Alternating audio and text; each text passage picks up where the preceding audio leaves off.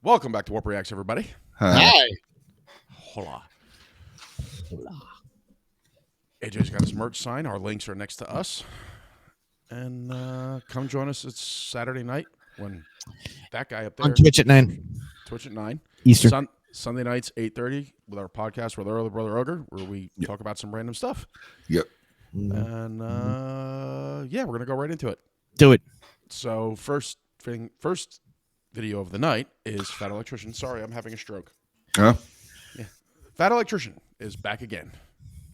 And I forgot the rest of the lyrics of that song. Yes. Anyway, it was recommended to us to go look at this one. It is about the Bazooka Tank, otherwise known as the M50 Ontos. Mm-hmm. So let's It's a fun one. Ooh. I really thought that the Mark 19 was the most Marine Corps thing to ever be invented, but I was wrong because it's absolutely this. Today we're talking about the M50 Ontos, aka the Thing. Sorry, Ontos, not Ontos. I'm illiterate. Ontos.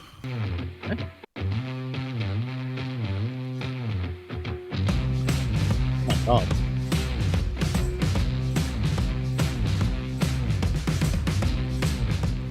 Okay, real quick, this video is brought to you by Zydax Custom Gaming PCs. They're built right here in America with American tech support. They have a lifetime warranty, and they will do all kinds of crazy custom stuff if that's what you want. Here's a video of mine. Great, moving on. Okay, here's the deal. Once upon a time in the 1950s, the United States Army would set out to answer a question that had plagued mankind for decades. What if we took a tank and covered it in fucking bazookas? And to aid them in this enormous feat of engineering fuckery, they would turn to the one demographic of people on the planet they could do this insanely childish and dangerous idea justice: the farmers, by way of Alice Chalmer, a tractor manufacturing company. Okay, if you're not picking up what I'm putting down, I'm trying to tell you that the grunts and the farmers are going to come together and work on a Grunts and Crafts project, all right? It's absolutely going to get done. It's not going to be fucking safe, but it's going to get done, and it's going to work. So they took the M56 light tank, ripped the turret off, threw that shit.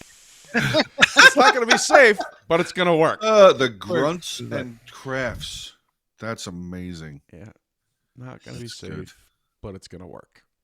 And then proceeded to weld on top 6 M40 106mm recoilless rifles.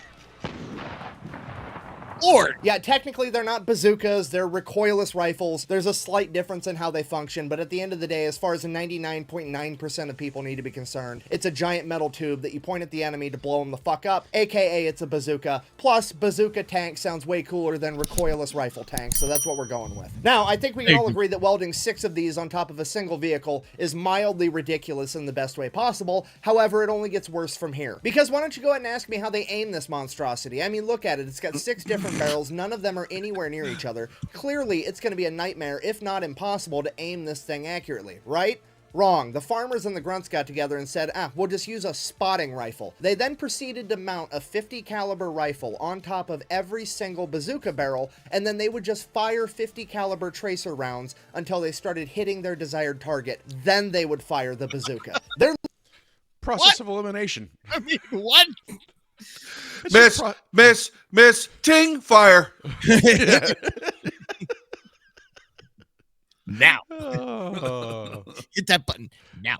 gotta love America. aiming a giant gun with a slightly smaller giant gun. I don't even know how to begin to write a punchline for that, so I'm just gonna go ahead and...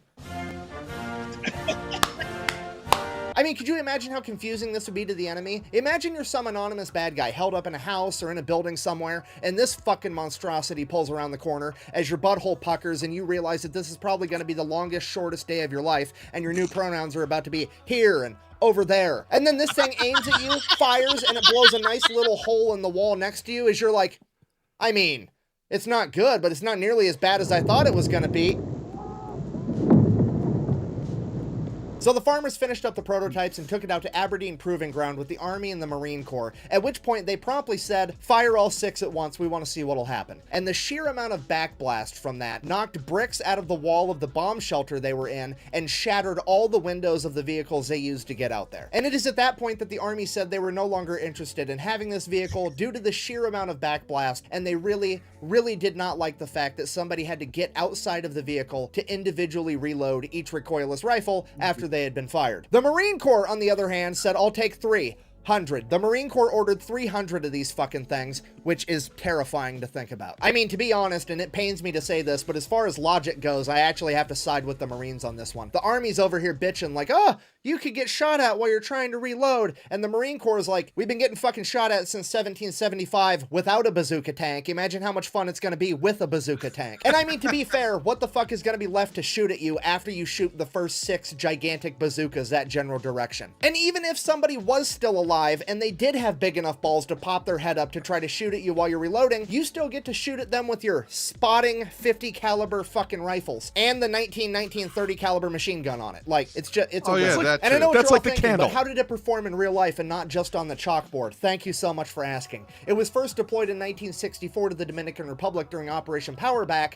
where it promptly destroyed both the tanks that they ran across, that being the AMX-13 and an L-60. And then after that issue was resolved, all 300 of them were promptly sent to Vietnam. Okay, here's the kicker with that. There was no established battle doctrine for this weapon. There's no rules, there's no standard operating procedures, and there was no Marine Corps MOS that was designated as being responsible for this weapon, meaning there's no one guy that's like the expert. They literally took 300 of these fucking monstrosities, gave them to the Marine Corps, and said, here's your bazooka chariot, kids, have fun. Shit got out of hand. You're so dumb. If you knew anything, you'd know that during the Vietnam War, the Viet Cong had virtually no tanks, meaning that a tank destroyer like this would be virtually useless. Yeah, not quite. Ladies and gentlemen, I present to you the beehive round, aka the flechette round. Each one of these had 10,000 hardened steel darts inside of them, and when fired, they went fucking everywhere. And this weapon's platform can fire 6 of them at a time, meaning that this thing can turn and proceed to shoot 60,000 fucking nails in your general direction, okay? When the trees started talking, they weren't talking for very long. The Ontos was so dominant on the battlefield that the enemy began actively avoiding it, meaning that the Marine Corps loved it because when this thing was anywhere near them, they were very seldom, if ever, ambushed. And not only was the Ontos effective in jungle warfare, but urban warfare as well. During the Tet Offensive at the Battle of Hue, which is one of the only examples of heavy urban combat to happen during the Vietnam War, the Ontos would prove absolutely dominant. Not only was it highly effective against fortified enemy positions, but it was extremely effective at convincing enemies to evacuate buildings. You see, at this point in time, the enemy was already intimately acquainted with the Ontos and knew how it operated, so all the Marines had to do to get an entire building to clear out was shoot the 50 caliber spotting rifle through the window a couple times,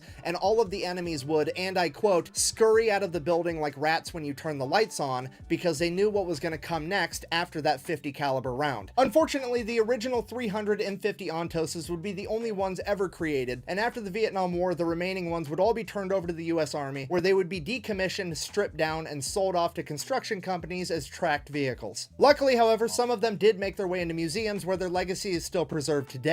In conclusion, in the 1950s, a bunch of farmers and the United States Marine Corps came together to work on a Grunts and Crafts project, and what they created was so childish, so ridiculous, and so devastatingly effective that it could only be characterized as the thing. Thank you for watching. Best way to support the channel is go buy some merch at thefatelectrician.com. Quack bang, out. I wonder if I could fit a bazooka tank in here.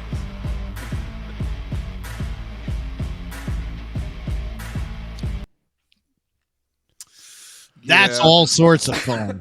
Yeah. I've seen those in some video games that we play. I didn't know about the nails thing though. That All kind of flechette made it. rounds. Yeah, that kind of made it cooler. Mm-hmm. That kind of made it way cooler. That's like the So- predecessor to the Ginsu missile. Well, flechette's been around hundreds of years. As Oh, long yeah, as yeah. you've had cannons, there's been flechette rounds. Run out of cannonballs. What do you got? I don't know. We got a Nails. whole lot of scrap over there. Shove it down the barrel. Okay. Yeah, I just didn't know that they were. Yeah. They. That's amazing. Mm-hmm. Did I say 60,000 nails per 10,000 per round and six guns. So it would be 60,000. 60,000 per volley?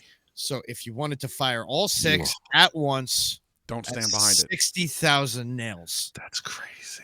That's yeah. That was awesome. entertaining as Yeah. fuck. It was. I liked it. Yeah, it Thank was you, awesome. Teach. Thank you very much, Teach. Teach. I'm gonna start calling him Teach. Maybe he'll see that. Mr. Electrician. Yeah. Mr. Electrician. Can you teach us about this? bathroom? That was awesome. Need a That whole was- pass. That was really cool. That was a good one. I'd like to start looking into some more of the weapons ones because those Okay. are like, Yeah. you kind of look at it and just go, America. His stuff is a lot of fun. His stuff is a lot of fun, and it kind of satisfies that like techie thing that I have. So Yeah. that's fun. Yeah, for sure. And like I said, he always finds a way to make it entertaining. You know, stop the video and you chuckle for a minute and go, did he really just say that? Mm-hmm. That is fair. That is fair. It's good. As usual, hit all our links Hit him and we'll see you later. Bye. sooner than later.